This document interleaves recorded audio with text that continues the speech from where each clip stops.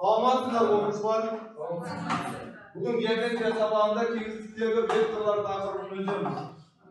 Жалпы biz vektor takırının 9. sınıfta öte бастаған едік. Дұрыс па? Вектордың анықтамасы кім айтады? Вектор дегеніміз не? Иә, дұрыс айтып отырсыз. Кез келген бағытталған кезінде. Оқушылар барлығымыз мына жерге шығайық. Шартты шеңберін құрайық. Bir şember yapalım.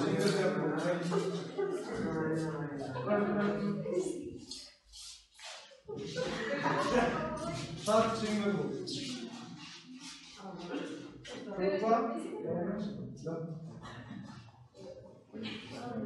Bugünkü bарлығымызға сәттілік тілейміз.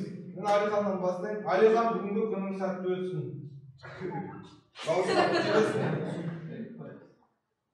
Olsun. Güzel gayet. Bugün gün. Ayçay. Sürmelik. Ay. Bugün sağlıkta bir sağlık. Sonunda vektor деген бағыт алған кезінде вектор тек қана математика емес сонымен қатар физика саласында, химия саласында, жол белгілерінде кездеседі. Тағы да қай жерде векторды кездестіруге болады бағыт алған кезінде. Yok, birinci toptan aşıyorlar. Birinci toptan aşıyor. Birinci top koy. Aşıyor da. Bu birinci top değilsin. Karakter lazım. Karalamayız. Karakter lazım. Tabii ben. Adam, madem içine olur. Gayet olan da kol uğraştı. Так, сонымен сендер жазып отырсыңдар, жоқ айтқан соны тексеріп көресіздер. Екінші топ, айтып өтейін мына сөз. Модуль жазып көрсеңдер. Мынау. Мынау? Так, мына топқа да келеді, сендер жауабын жазып бересіздер. Мынау.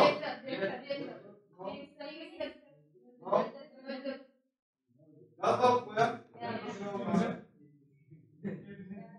Барлығы дұрыс па? Бұл жерде адасқан әріптерді тек барлық математикалық терминдер. Вектор, кеңістік, модуль,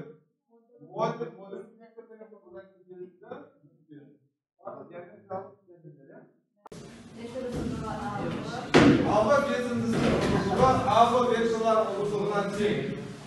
Алфа вектор немесе бұлай латын кірген екі әріппен ұзындық немесе кішкентай бір әріппен белгілеуге болады. Және ол бұлай жазылады. Модульдің ішінде үлкен алфа векторы немесе модульдің ішінде кіші а векторы. Не себепті модульге алып тұр? Себебі векторда минус ұзындық болмайды. Мысалы, минус 5 вектор деген болмайды.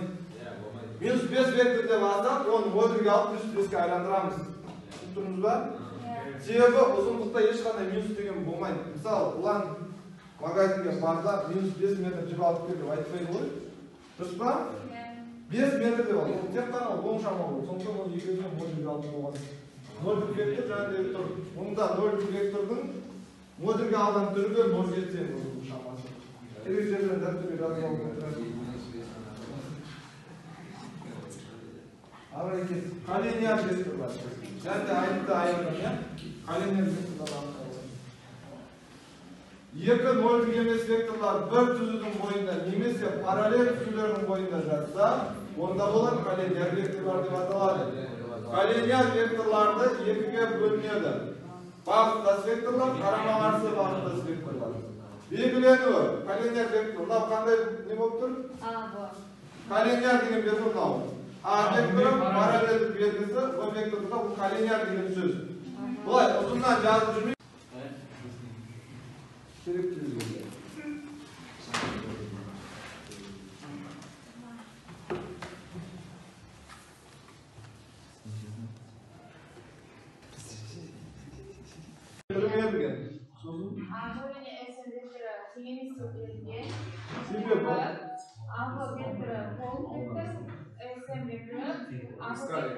жарты.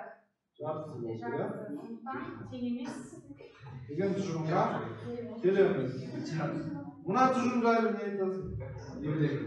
Мына олардың жай тұрған кезде де тең емес, модульдері де өзара тең емес.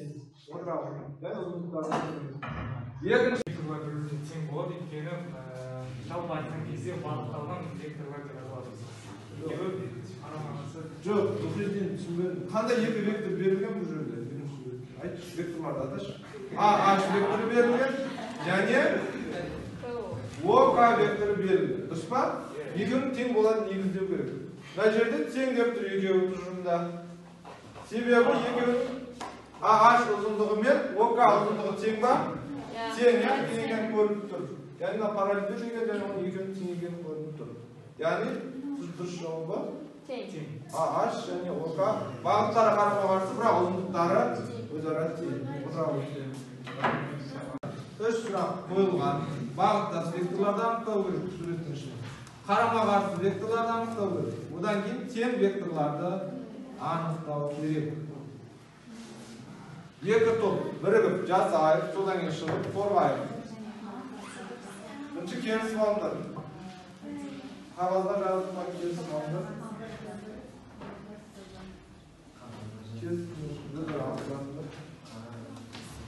Қайсылары тең, қайсылары қарама-қарсы бағыттас.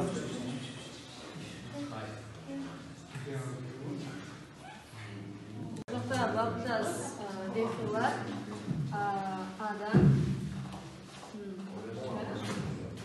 Адан не дейсің? Адан А1-ге дейін. С1ге дейін олар тең, қарама-қарсы. Қарама-қарсы векторлар. Ал АВ болса, А мен В олар бағыттас вектор. А, Б мен қайсы бағыттас? А мен Д-сы, В мен Д-сы. Дұрыс емес. Бағыттас емес қой, қарама-қарсы бағыттас қой. Емес абай. Өлшем турлап. Келесі. Бірінші ойын айтып алсын, одан кейін қарама-қарсы ой болса айтамыз. Бітірдің да ойын бол. Келесі тұжырым. Тең вектор. С-ді мен? Отыралым. Атаңыз. Біріншісін қарайық, ар жағдайы. С нүктесінен D1 векторына. С нүктесін тауып алайық. Міне. D1 деген вектор қайда тұр? Міне тұр, D1. Осыдан былайынан. Көрдіңіздер, былайынан жүргізген. Келесі. D нүктесінен SM векторына. D нүктесі қар, міне. SM деген қайда? SM, міне. Осыдан былайға жүргізген. Одан келесі A1 нүктесінен AC векторына. A1 қайда? Міне тұр. AC осылай жүргізген. Одан кейін сол суреттерді айтамыз. Біріншіне суреті. Келесі.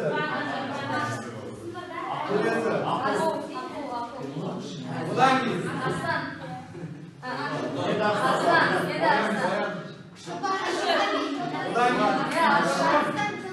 Так, үш суретті дұрыстауды үшеуін тауылмады. Яғни бұлардың интеллектуалды деңгейі 50% екен. Еске сақтау, иә? IQ деңгейі тұрма? Так, сурет келесі топқа көрсетем. Мұқият қарап отырайық, тез өшіп тастаймын. Так, оқушылар, бүгінгі сабағымыз не ерекшелігін ұнады сендерге? Өз ойларын айта кетсеңдер. Бүгінгі сабақ маған ұнады. Себебі вектор ұғымының математикада және фигураларда өмірде қолданылу жайлы білдік. Сергіту сәті ұнады. Сергіту сәтіде фигураларды есте сақтау сияқты ойындар жүргізілді. Маған бүгінгі сабақ өте қатты ұнады. Себебі мен векторлық шамалардың қай жерде қолданылатынын және оны қай жерге қоятындарын бәрін көрдім. Қарама-қарсы бағыттағыларды да қай немен белгіленетіндерді көрдім. Және маған ұнағаны сергіту сәті болды. Ол жерде біз білмеген мақал-мәтелерді жаттауға мүмкіндік берді, көрмегендерді көрдік, және суреттерді логикаға көмектесті. Бүгінгі сабақ өте ерекше болды, қызықты, әрі бұл сабақта маған сергіту сәті ұнады. Себебі сергіту сәті арқылы сабақты оңай түсіндіре білдік.